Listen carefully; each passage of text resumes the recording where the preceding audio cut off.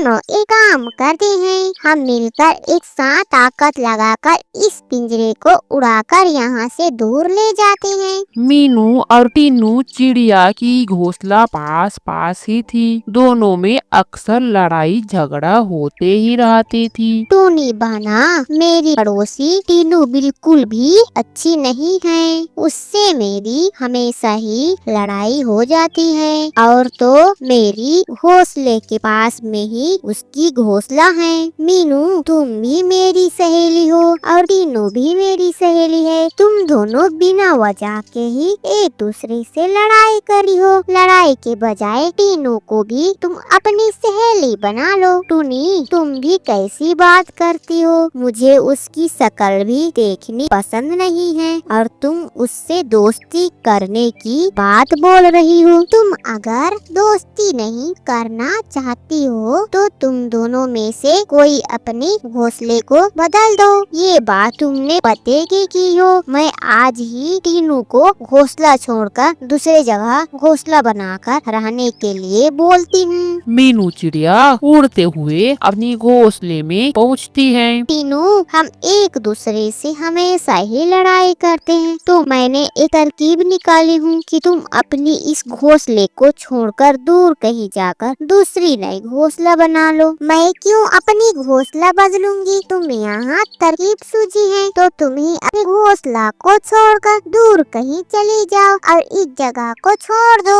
बातों ही बातों में दोनों में लड़ाई शुरू हो जाती है। दोनों लड़ते रहते हैं तो उनकी आवाज को सुनकर कालू कौवा वहाँ आता है। तुम दोनों यहाँ क्या कर रही हो? तुम्हें इस तरह बच्चों जैसे लड़ाई नहीं करनी चाहिए। देखो ना कालू भैया, यहाँ मेरी इतनी प्यारी घोंसला को छोड़कर जाने को बोल रही है। यहाँ उपाय इसी की है तो यहीं जाए ना। मैं क्यों जाऊँ? तुमने खराबी है तो तुम ही जाओगी ना। तुम दोनों शांत रहो, मैं कोई उपाय निकालता हूँ। अगर तुम दोनों एक दूसरे से बिल्कुल भी पसंद नहीं करते हो तो हम एक खेल खेलते हैं। जो इस खेल में जीतेगी वही यहाँ अपनी घोंसला में रहेगी। हाँ कालू भैया, आप बिल्कुल सही बोल रहे हो, हम खेल खेलेंगे। अगर तुम्हें खेलना ही है तो जंगल के पास में ही चिंटू का सब्जी का खेत है। जो भी उस सब्जी की खेत से पहले सब्जी लाएगी वही यहाँ घोंसले में रहेगी। टूनी भी वहाँ आती है और खेल खेलने से मना करती है, लेकिन मीनू और टीनू और टूनी की बातों को नहीं मानते हैं और सब्जी के खेत में सब्जी लेने के लिए निकल जाते हैं। जब दोनों सब्जी की खेत में पहुँचते हैं और सब्जी को काटने लगते हैं तो दोनों के ऊपर एक पिंजरा गिरती है और दोनों पिंजरे में फंस जाते हैं। मीनू,